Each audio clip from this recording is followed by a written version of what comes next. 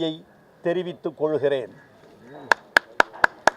பிறக்கும் நாளெல்லாம் திருவள்ளுவரின் பிறந்த நாளாக இருந்தால் நன்றாக இருக்குமே என்று தோன்றுகிறது.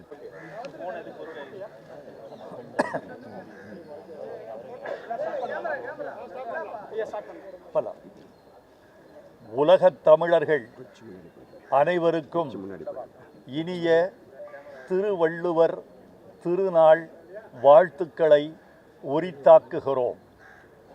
இந்த நல்ல நாளில் தமிழ்நாட்டின் மதுக்கடைகளை மூடுவதற்கு ஆணையிட்ட தமிழ்நாட்டு அரசுக்கு என் நன்றியை தெரிவித்துக் கொள்கிறேன். பிறக்கும் நாளெல்லாம் திருவள்ளுவரின் பிறந்த நாளாக இருந்தால் நன்றாக இருக்குமே என்று தோன்றுகிறது.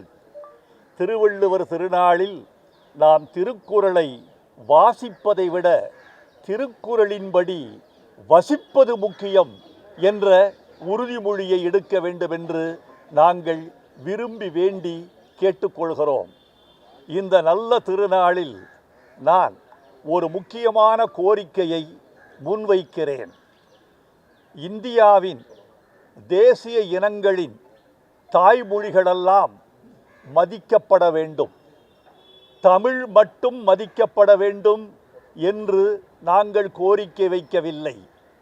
எங்கள் தாய்மொழியை நாங்கள் பேணுவது மாதிரியே இந்தியாவின் எல்லா தேசிய இனங்களும் தத்தம் தாய்மொழியை பேண வேண்டும், மதிக்க வேண்டும் என்று விரும்புகிறோம்.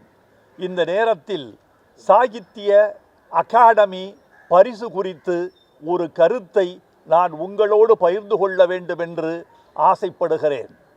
சாகித்ய அகாடமி விருது அதிகாரபூர்வமாக இந்த ஆண்டு இன்னும் அறிவிக்கப்படவில்லை.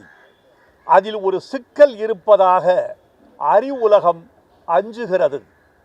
இதுவரைக்கும் கலாச்சாரத்துறை என்று சொல்லக்கூடிய ஒன்றிய அரசின் பண்பாட்டுத்துறையின் கீழே சாகித்ய அகாடமி இயங்கி வருகிறது கடந்த 72 ஆண்டுகளாக.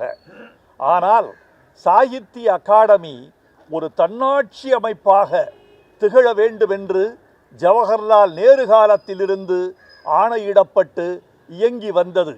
ஆனால் இப்பொழுது அதை ஒன்றிய அரசின் பண்பாட்டுத்துறை தன் கீழ் கொண்டு வர வேண்டும் என்று கருதுவதாக எங்களுக்கு